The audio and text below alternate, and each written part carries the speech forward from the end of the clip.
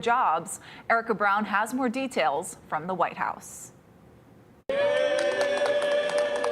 A group of federal workers impacted by recent layoffs took to Capitol Hill Tuesday to plead their case to lawmakers. We're going to head up to the first office, and you're going to tell your story, and then we're going to go to the next office, and then we'll just keep going on. Soon, more former co-workers could be joining their ranks, as some of the president's advisors insist federal employees must comply with Elon Musk's ultimatum to send 5 accomplishments from the past week or risk being fired. People need to be accountable.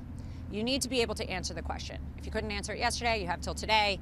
But the reality is accountability is real. But there have been conflicting messages from the Trump administration, including a letter from the Office of Personnel Management saying agency heads may exclude personnel from this expectation at their discretion, but also agencies should consider any appropriate actions regarding employees who fail to respond. The agency heads will determine the best practices for their employees at their specific agencies. Some Republican lawmakers continue to support the sweeping cuts from President Trump's Department of Government Efficiency as they push to slash the size of government. They're going line by line and trying to make sure the money is being spent well. So that's exactly what they ought to be doing. And some lawmakers have downplayed videos from recent congressional town halls showing constituents upset about the cuts. Some of the people that hijacked those town halls are happy with the bloated status quo. Republican Congressman Rich McCormick, who faced pushback last week, now says the mass firings should slow down to study their impact. Erica Brown, CBS News, the White House. Here at home, jury deliberations for the Eric Thompson murder retrial continue today. The East Oahu man is accused of killing his wife's lover, acupuncturist John Tokuhara, back in 2022. Deliberations began last week Wednesday. The prosecution claims Thompson was the only one with the motive and means to murder Tokuhara at his Waipahu clinic. Meanwhile, the defense argues Thompson was in Waimanalo at the time of the murder and says police ignored other suspects. Thompson's first trial in 2023 ended in a mistrial when the jury could not reach a unanimous verdict. We'll bring you any updates as we get them. We're learning more about a Hawaii Island man who was heading to work last week when an oncoming car changed his life forever. Loved ones say Clay Kawe has come out of his coma, but he has a long way to go in his recovery. Eddie Dowd has more. Loved ones say Clay Calve has 3 biological children and 6 foster children and has been a father figure at Kohanaiki Beach, where Sai Votava has gotten to know him. He's just one of these guys that, the kids gravitate to. He's just got that aura about him. The 55-year-old was heading to work on a flooring project in Waikoloa early Tuesday morning on Queen Ka'ahumanu Highway when he was struck head-on by an oncoming car that was passing several vehicles. Police say the couple in the car that hit him, Reginald Tolentino Jr. and his wife Colette, died. It's very tragic for our community and the family involved. Clay was left with life-threatening injuries. A new GoFundMe page says he's undergone operations for fractures to his legs, spine, ribs, and right arm. It was touch and go for 2 or 3 days. His body just got hit with, 50,000 pounds of inertia. He's going to be shut down for, I would say, over a year. Loved ones are now raising money for his medical expenses and long-term recovery. Another GoFundMe is collecting donations for the families of the 2 who passed. It says Uncle Reggie and Auntie Coco Tolentino always put others before themselves, always had open arms whether they knew you or not, and always helped when help was needed. Police have not determined why Tolentino failed to return to his lane before impact, but Votava says he doesn't harbor any resentment. The people got killed. I don't feel vindicated that they got killed. Life is precious. That's Eddie Dowd reporting. There's been another scary incident on an airplane. A Delta flight from Atlanta had to turn back when smoke filled the cabin. The FAA is investigating, and as Chris Van Cleve reports, those on board say they feel lucky to be on the ground. Ladies and gentlemen, please breathe through your clothing. Stay low. Minutes after taking off from Atlanta, this is what it looked like inside Delta Flight 876 Monday morning. The Boeing 717 filling with smoke. Got smoke in the cabin and need to plan a return back. On board, 94 passengers and 5 crew heading to Columbia, South Carolina. I was thinking, okay, we're going to go down. I'm not going to make it home to my 5-month-old. Kristen Chapman, her sister and father were coming home from Florida.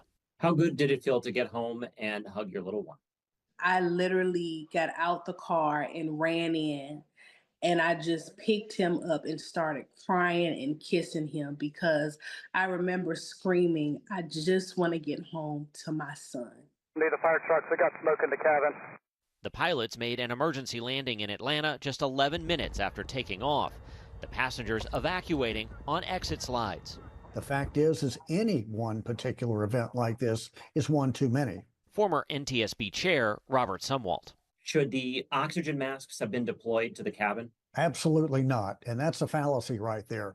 The traveling public does not need those oxygen masks because those masks are not designed for a smoke event. On Saturday, a Delta flight bound for Sydney, Australia, returned to Los Angeles after the airline says smoke was detected in the galley. Delta says nothing is more important than the safety of our customers and people. Chris Van Cleve, CBS News, Phoenix. The state is preparing to launch a new digital ag form for passengers arriving in Hawaii.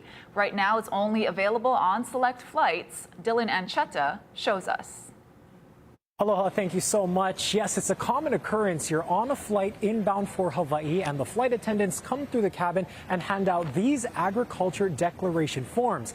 But a lot of people often don't have pens or pencils, and so they have to awkwardly borrow their neighbors. But under a new pilot program, you may not need that pen anymore. And that's because the state announced that they're trying out a digital agriculture form on select flights. They say this will streamline the process for travelers coming to the islands to declare any potentially harmful produce or invasive species that they may have with them. The state is partnering with several major airlines to roll out the Akamai Arrival program, in which passengers can go online to complete the forms in flight using Wi-Fi, or the form can also be filled out prior to takeoff. Now, the state says this is a long-awaited modernization of the paper forms, which have about a 60% completion rate. This 3-month pilot program aims to increase that number. So it is a great relief to see this innovation. To have it be done electronically is going to be very positive. It's going to be helpful for our state. But most importantly, it's our biosecurity weapon. So it's not just about safeguarding for biosecurity agriculture. It's about protecting the global ecosystems, our food supply, health of our communities, and so on. You know, what it boils down to is I understand how tedious it feels. But realistically, right, it's the way that they can do their part to help protect Hawaii. And, you know, it may feel, like I said, it may feel just very menial, but realistically, that's what they could do to do their part. Now, the state did not provide an exact number in terms of how much this pilot program will cost, but Lieutenant Governor Sylvia Luke described it as minimal costs when it came to securing vendors for the software. And at the news conference, they also had 4 invasive critters on hand, and one of them was a bearded dragon that they say was declared and quarantined from a Maui traveler. Now, this pilot program runs from March 1st all the way until May 31st, and if it is applicable to select flights, and if the program is picked up in the long term, officials also hope to incorporate the tourism data that is currently on the back of the forms onto that digital platform. At Honolulu's International Airport, Dylan Ancheta, Hawaii News Now.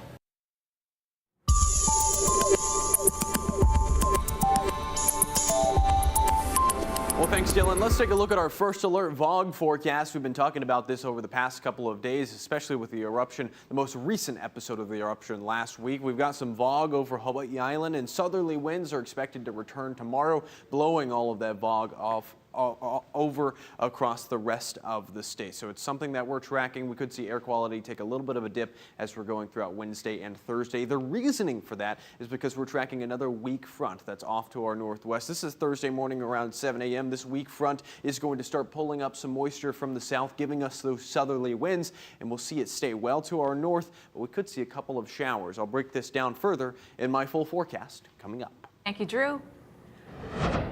More burned Lahaina properties are entering the real estate market, according to a report by Honolulu Civil Beat.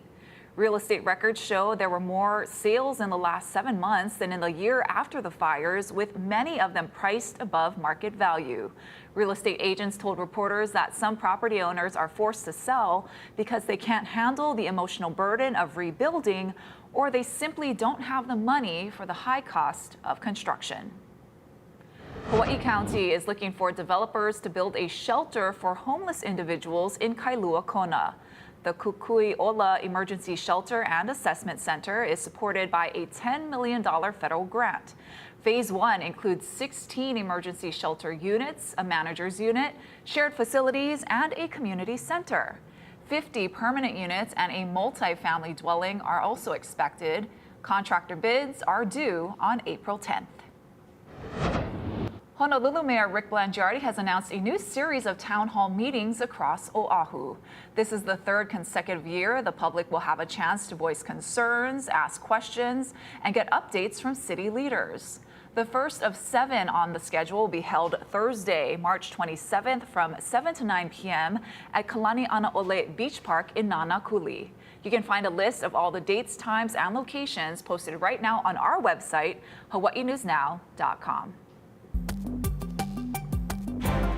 Ahead on This Is Now, a North Shore farmer who is detained by immigration agents, even though he has no criminal record, is having his deportation delayed. We'll tell you why ICE is now apologizing. Plus this. For the second night in a row, the Vatican has invited the Catholic faithful to come to pray for Pope Francis. I'm Seth Doan with the latest on the 88-year-old pontiff's health.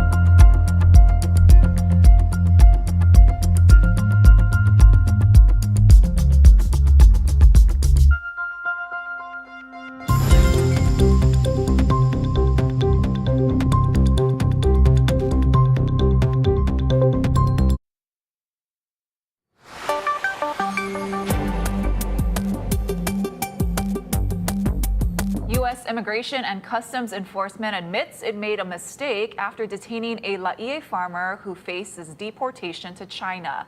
That's despite the fact that Hanjun Shen has no criminal record, and the error wasn't the arrest itself, but was part of a statement given to Hawaii News Now. Last week, Shen received this email from ICE mentioning 2 stories Hawaii News Now ran earlier this month. One story included a media statement that his asylum application was denied. The letter says, quote, "This disclosure was contrary to ICE's confidentiality obligations."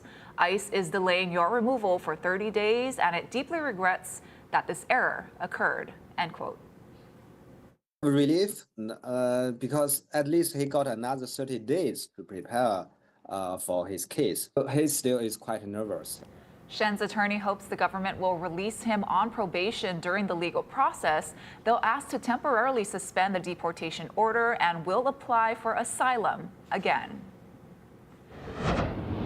Pope Francis remains hospitalized tonight in critical but stable condition. Now, this follows days where doctors say his overall health was touch and go. The Catholic faithful are now gathering regularly to pray for his recovery. Seth Doan reports from Rome. The Catholic faithful gathered in St. Peter's Square for a second straight night Tuesday, undeterred by a damp February chill, all to pray for Pope Francis. At the hospital where the 88-year-old pontiff is receiving care, a steady stream of well-wishers. We love the Pope very much. We are entrusting him in the hands of God and the Blessed Virgin Mary. Late Tuesday, Vatican officials announced Francis remains in critical but stable condition. His blood tests are also stable. During the day, Vatican sources say he was able to get out of bed and eat on his own. He has not had a repeat of the respiratory crisis he experienced over the weekend. The pontiff has now spent 12 days in the hospital, battling a host of health issues, developing double pneumonia and mild kidney failure. We asked CBS News chief medical correspondent Dr. John LaPook about the Pope's prognosis. Can someone recover from this? It depends what you mean by recover. I mean, he has underlying lung problems that he will have for the rest of his life. With each episode, it's like a fighter who takes another punch and another punch and another punch. And after a while, it's hard to keep getting up from the mat. The Vatican has invited the faithful to come here to St. Peter's Square each night, where cardinals are leading rosary prayers for the Pope's health. Well, I think it's a public manifestation of the love that we have for the Holy Father, the respect that we have for what he does for us, and that the whole body of the church, wherever they are, can pray and unite ourselves in prayer for his health and for his ministry. And the Vatican is trying to demonstrate that ministry is moving forward. Monday, the Pope was well enough to meet with the Vatican's Secretary of State and his deputy to approve decrees for 2 new saints and 5 people beginning the process of sainthood. And though no date was set, Francis announced he wants to gather the cardinals to discuss future saints. Seth Doan, CBS News, the Vatican. And stick around. Coming up after the break, we'll walk you through our first alert weather headlines. We're tracking some fog and a weak front over the next couple of days.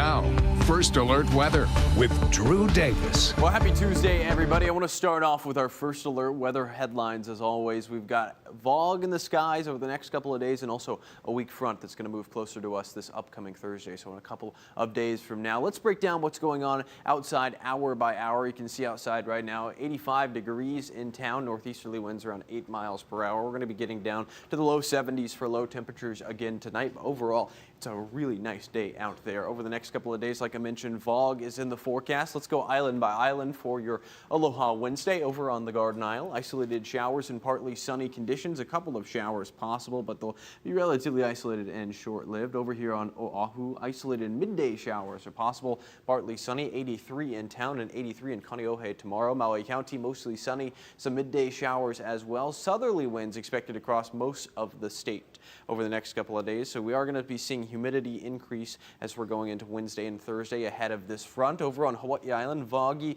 is the story across a majority of the island, and west-southwesterly winds expected across the Big Island as well. Breaking down your overall weather pattern, surf and shoreline is on the decline for north and west facing shores for this afternoon. However, we've got a couple of other swells that are moving in. One that's going to be coming in on Wednesday and Thursday, not as big as the one that's going to arrive by the time we get to Thursday and Friday. The reason for this one is that same front we were just talking about in our first forecast. You can see out there dry over the next couple of days, a couple of showers, but southerly winds expected on Wednesday and Thursday, increasing the humidity in the atmosphere. And you can see out Thursday around 11 p.m. There's that front off to our northwest. This front isn't going to make its way towards the island chain, but it will increase the chance for showers near Kauai and near Oahu as well. Maui County and Hawaii Island look to miss out on this rainfall event. You can take a look at our winds outside right now. Overall northeasterly flow, but as we're going forward in time, you see southerly winds start to fill in across the state. This is tomorrow morning around 9 a.m. Could be relatively breezy